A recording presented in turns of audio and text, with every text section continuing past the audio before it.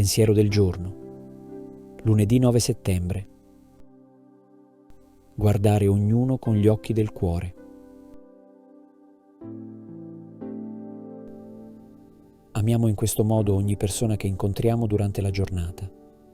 Immaginiamoci nella loro situazione e trattiamoli come vorremmo essere trattati al loro posto. La voce di Dio dentro di noi ci suggerirà l'espressione d'amore appropriata per ogni circostanza. Il nostro prossimo ha fame? Pensiamo: ho fame? E diamogli da mangiare. Soffre di ingiustizia? Sono io che soffro di ingiustizia. È nell'oscurità, nel dubbio? Sono io. Parliamogli con parole di incoraggiamento, condividiamo le sue pene e non ci diamo pace finché non è illuminato e sollevato.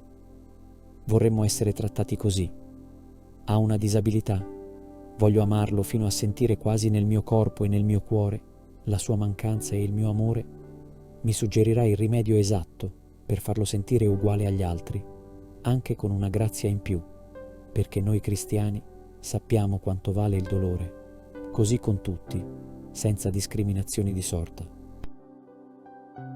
Chiara Lubich, L'arte di amare, Città Nuova, pagina 64.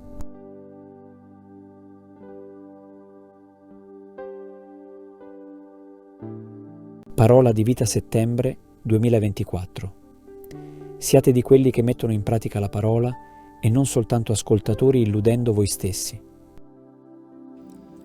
Siamo membri del movimento dei focolari da vari paesi dell'America Latina e dall'Italia. Ti è piaciuto il video?